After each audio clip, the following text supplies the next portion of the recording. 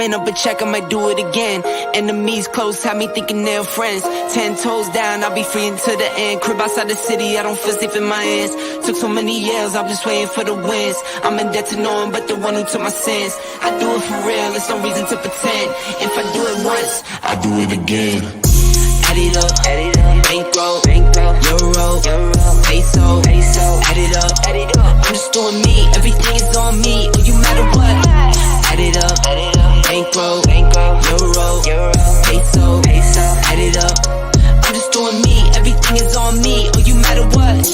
Add it up. Told her if it's all me, everything is on me, gon' back it up.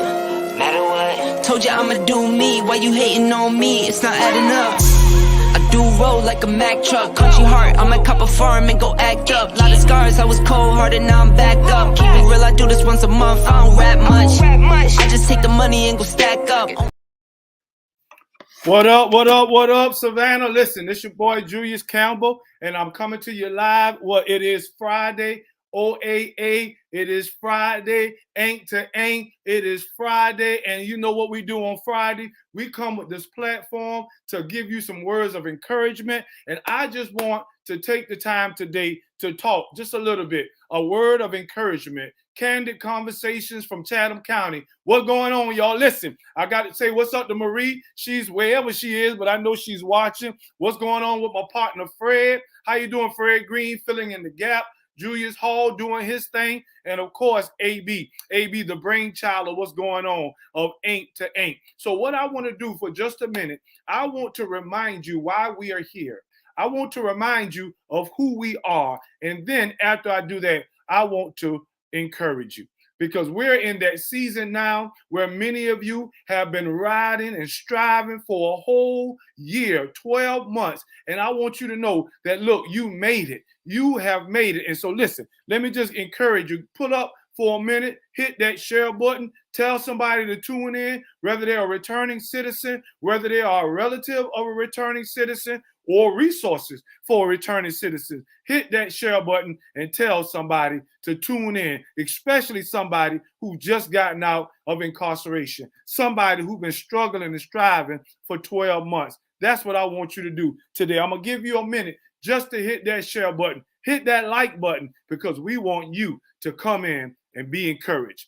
Count down, 5, 4, 3, 2. What up? What do we do on Ain't to Ain't, or better known as Incarceration to Incorporation? Well, what we've done is we've provided a platform that shares stories. Why? Because we believe that stories matter. Why do stories matter? Stories matter simply because if you hear that I've made it, then you too will be encouraged to know that you can make it too. If you hear that somebody else has gone through something similar than what you've gone through, or something exactly as what you've gone through, and they made it, then that pushes, that pulls, that encourages you to know that, listen, if Miko made it, if Marie made it, if Fred made it, if Julius made it, then I can make it too. So that's what Incarceration to Incorporation, or Ain't to Ain't, has been set aside for. It is a platform to give you a voice. Those of you who have felt for so long that you don't have a voice, we give you that voice to be able to share your story, your successes, your challenges. And what we do here, we believe that just like everybody else is successful, so are we. We are successful educationally. We are successful relationally. We are successful occupationally. We are successful organizationally. I'm just saying, listen, we sharing our successes, and that's what I invite you to do. So if you have a story and you believe that that story can encourage, then definitely reach out to us here on our Black Media Network, because listen, your words can stir the next person. So that's what we do here. So there's been so many men and women who have used this platform to tell their story of success, whether it was a new job, whether it was owning their own business, whether it's their struggle when they came home from prison, but they made it. That's what we do here. That's what's needed here. And that's what we're going to do tonight. We bring you words of encouragement. Listen, I haven't been here in about a week, and I just want to tell you some of the things that has been going on in my life and in the lives of those of us that bring this platform to you.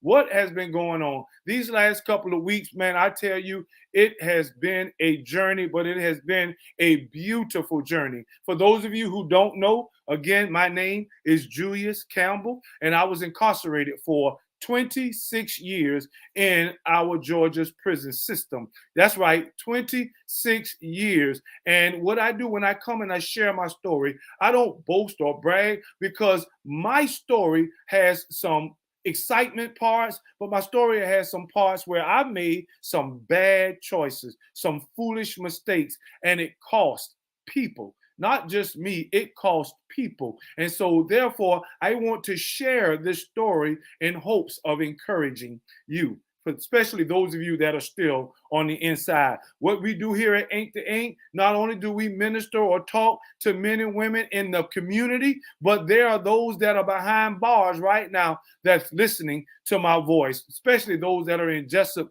listen to us on a Jessup Radio, on Roku Station, on YouTube, and of course also on Facebook. But as I've stated to you before, I was incarcerated for 26 years. And in that time, you may be saying, well, why so long? Well, I took the life of another young man. I made a foolish choice which cost me, cost my family, and cost his family. But I'm so glad that while I was incarcerated, that I had an opportunity to change my mindset.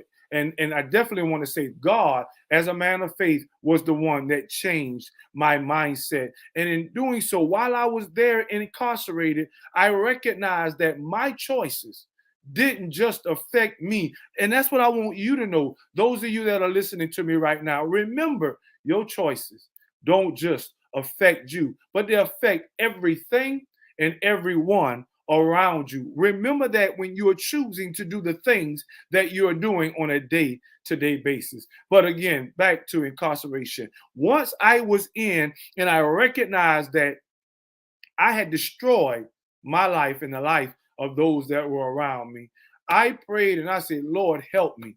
Help me to change my mindset. Now, for those of you that are being hard on me and judgmental right now, I want to say this to you. You might be saying, yeah, you waited to prison, you went to jail before you found religion. Well, number one, I didn't find religion. But number two, let me ask you a question. Why did you wait till you got hungry before you went to McDonald's? You recognized there was a need. Or why did you wait till you get sick before you went to the doctor? You recognized that there was a need. Well, in my life, it just happened to be prison. I recognized that I had a need, that I had destroyed everything around me. And so when the Lord came into my life, yes, as a minister, he began to help me to make wise choices.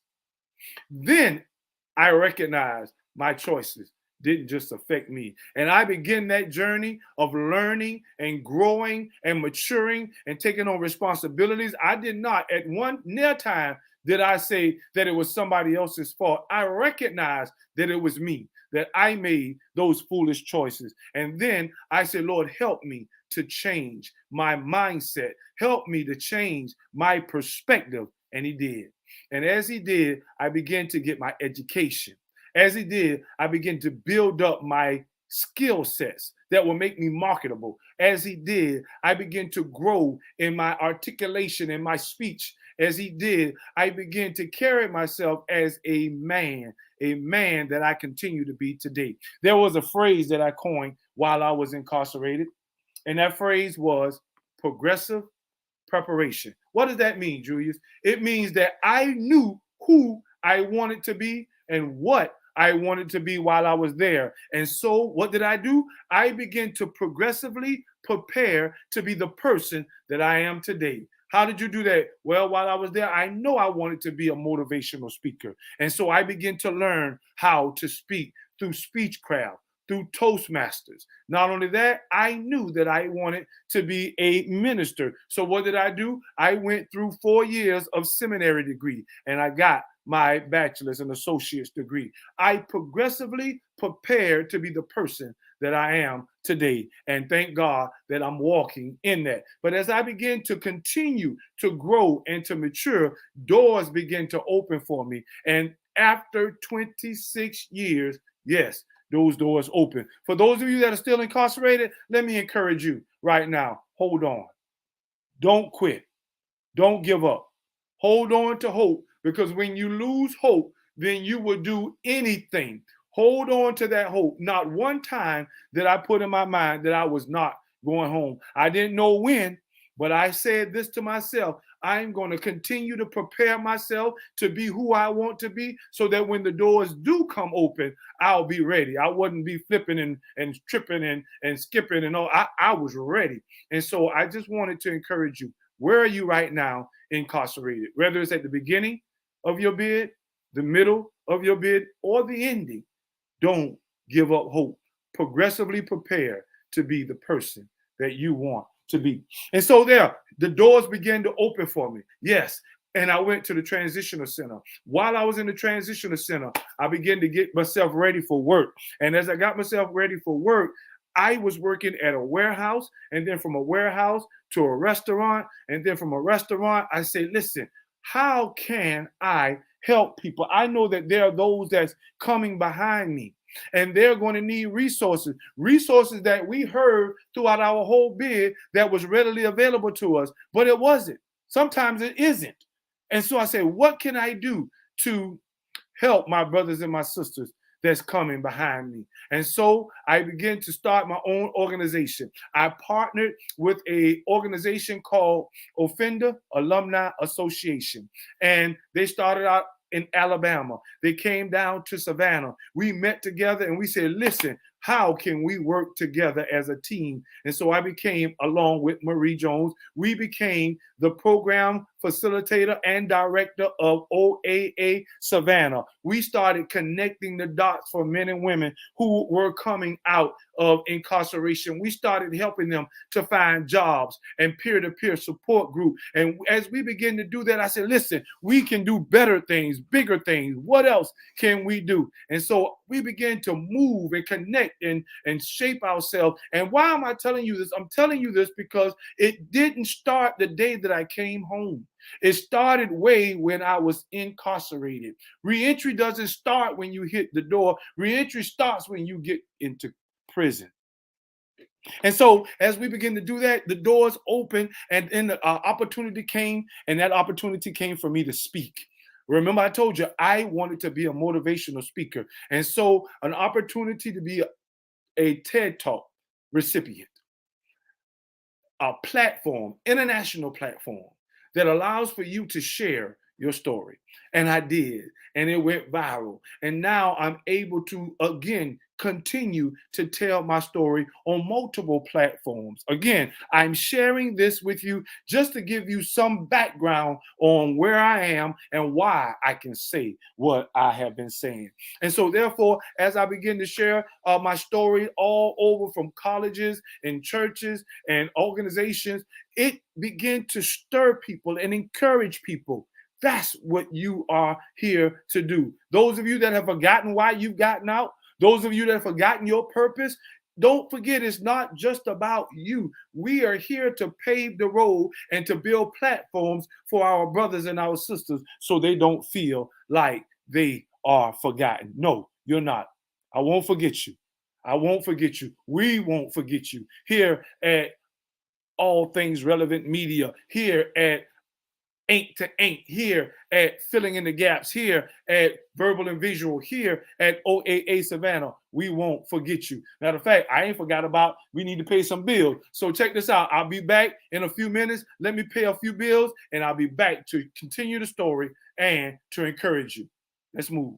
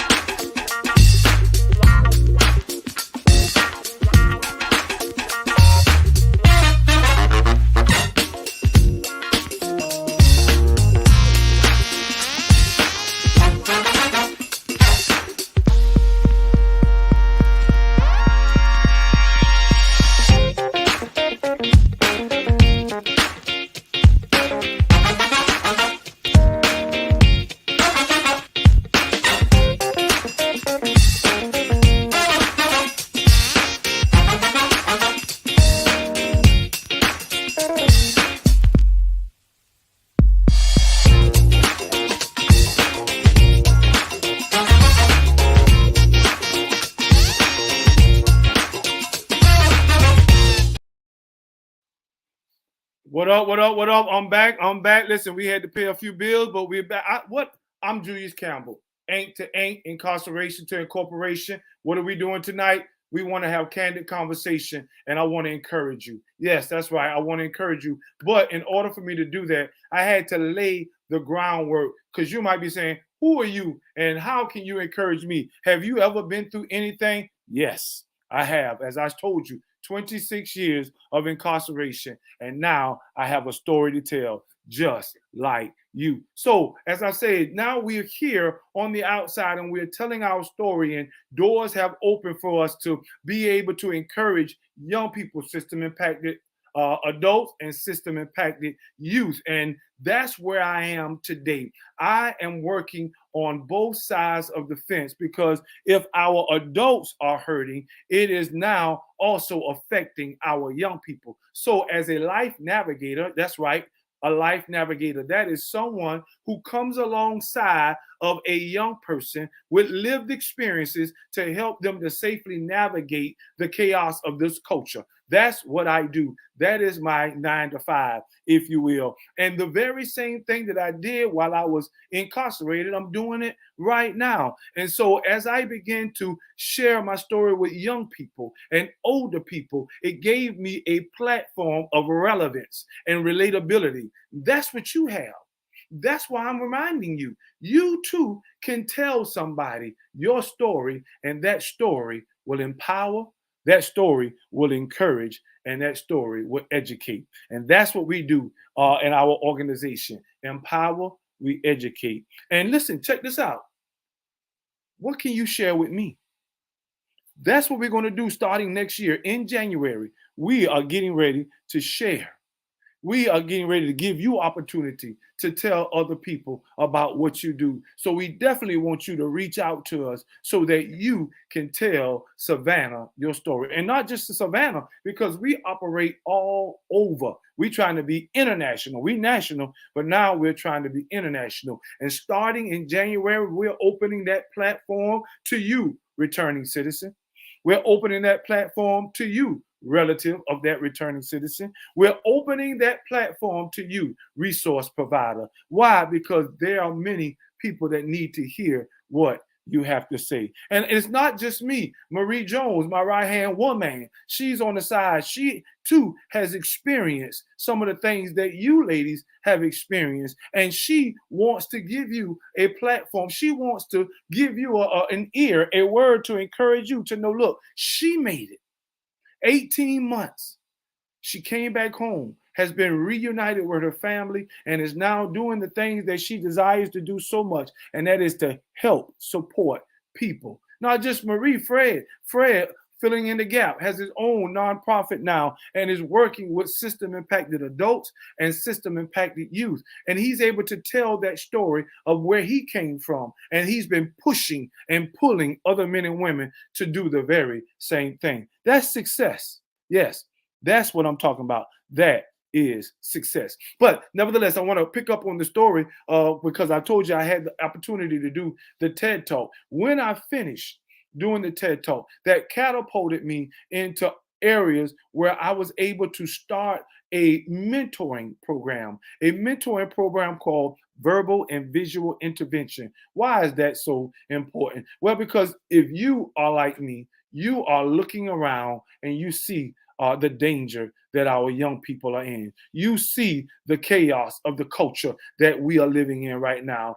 And gun and gang violence has escalated, exploded, and we needed something that can begin to impact and influence the lives of our young people. And so we got together and we thought of verbal and visual intervention. This is an intense mentoring program that we put together that has been successful in impacting and influencing the lives of our young people. You see, it is difficult now to get the attention of our young people because entertainment has taken control. But we thought of something that was very wise. If you can speak to them, but also reinforce that verbal word with a visual illustration, that you had a 2.2 chance of really capturing them and keeping them. And so not only did we do verbal and visual intervention, but we also had an opportunity to teach a character development curriculum called Tyro. And what we've done in doing those two mentoring programs, we have impacted and influenced many young people in Savannah. What are you doing? That's not a word to judge you. That is a word to compel you. Young man, young woman, what are you doing? Who are you influencing? And are you influencing them for the good, or are you influencing them for the bad? Have you forgotten why you were released? Have you forgotten those promises that you made to your family? Have you forgotten those prayers that you've made to your God? If you have, again, I want to encourage you. Would you go back to your first love? Would you go back to that idea that you have? And even if you can't do it yourself, Henry Blackaby, he once said, he was a famous author and pastor. He said, look, you don't have to reinvent the wheel, start all over. Look around. See what's going on around you, and then pray and ask God to invite you into some of those things. There are so many people doing so many things who are looking for so many people to help. That's right. You can do that. That's why I want to encourage you, to let you know that you can do it. Don't forget about the purpose that you were created for. And so let me get back to my story, because I tell you at the end, I'm telling you, I'm moving some way. So as we begin to create these platforms, if you will, and work with young system impacted men and women, we say, listen, we can do a whole lot more. There are so many silos all around. We say, why not come together? That's it. You heard that saying, it takes a village. It does. Why not come together to see how we can impact more communities, how we can impact more society? And so we did. We gathered together with a group of organizations, and now we are giving you a chance to partner with us. That's right. We want to bring faith-based organizations together, evidence-based organizations together. We want to bring employment agencies together, resources, because Chatham County or Savannah, that is our specific home. But for those of you that are watching me abroad, what are you doing in your community? There are many people that's looking for your gift, looking for your help. Sometimes looking for your money. That's right, because you can't do it without it. But you can make a difference. And that's why I'm here tonight. I wanted to let you know to go back, rewind. What did you say when you was locked up that you were going to do when you got out, that you put up and you forgotten about? Or not just those of us that were incarcerated and have gotten out. What about those in the community? You're saying, man, I wish I can do something. How can I be a part of something? Look around. Our Black Media Network is in need of some volunteers and some helpers. TIP organization, talented people, talented individuals with power. That is as Angela Brantley. There are many organizations, Fred Green filling in the gap. Many organizations that's in need of assistance. Youth Intercept. What can you do? Would you think with me this year before it's over with? Would you say to yourself that, you know what? I'm going to start doing something. I'm going to start helping. I'm going to start being a part of something. That's right. We want you to. We need you. You are important. You are valuable. Your skill set, your story, your finances, yes, you are important. And we just want to stir you up by way of remembrance. So as I get ready to come to a conclusion, you know, Christmas is upon us, and then the new year is getting ready to come upon us. And I just thought that many of my brothers needed to be encouraged, many of my sisters. So if you would just indulge me for a few more moments as I encourage three categories of people. First, I want to talk to my brothers and sisters that's still incarcerated. Don't give up. Don't give up. Don't give up. Keep hope, because listen, you have an opportunity right now to change your perspective. You have an opportunity right now to be creative. You have an opportunity right now to encourage those where you are in your sphere of influence. So that's why I want you to know, Don't give up. Listen, 26 years. I got brothers that have did 30 years. Another brother that did 40 years. But they did not give up. They continue to believe. And as they continue to believe, they were creative. And they got out here and they hit the ground running. They're in the trenches. They're telling their stories. Don't give up. Progressively prepare to be the person that you desire to be. And not just my brothers and sisters that's still incarcerated, but those that have come home. Whether you have been home 2 days or 20 years, you're still system impacted and you are necessary. You are needed. Don't forget where you've been. I know many of you try to forget. Man, I don't want to remember where I come from. I don't want to remember. I want to forget. But do you not know that remembering can cause you to be compassionate? Do you not know that remembering can motivate you to missions? So, while you've been out these last couple of years, struggling, striving, being successful, don't forget. Don't forget. Reach back. Reach back. Tell your story. Encourage your brothers. Continue to be the person that you know you progressively prepared to be. And then what about those that are in the community? Don't forget about our brothers and sisters. You can be a help. You can. So many of us that are in society, we look down on those that are either A, incarcerated, or B, that have come from incarceration. But don't you know that you have the motivation, you have the ability to compel and propel them to success? You heard it, sticks and stones may break my bones, but words, they do not hurt. That's not true. Words do hurt. Words hurt more than sticks and stones. You have the opportunity and the ability to encourage them on, to encourage us on. So those of you that are in the community, help. Look for opportunities. Look for ways to encourage and motivate our brothers and our sisters. Faith-based organizations, pastors and church members, that's our job. That is our commission. God has told us to remember those that were incarcerated. So that's what I want to do. I wanted to just encourage you and I wanted to motivate you. This season is coming. As a man of faith, I believe that Christ is the reason for this season, not just about giving a bunch of gifts, but about loving, about encouraging, about helping. Can you do that? Will you do that? Somebody may be hungry. Somebody may be hurting. What are you going to do to remind them of hope? That's what I wanted to do today. Listen, I'll be back again on Friday to start sharing more stories and give you a platform. But this Friday, I just simply wanted to have this candid conversation and encourage you. And that's what's needed in this dark hour that we have right now. Listen, I'm finna go, but I just wanted to come to you and let you know, look, I say to you always, look at me. I started out wrong. But listen what I'm going to tell you. I'm finishing this thing strong. You can finish strong too.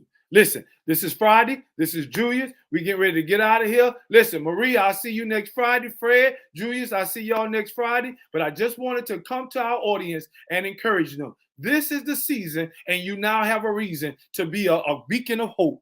Be blessed. I see you next Friday. Good night.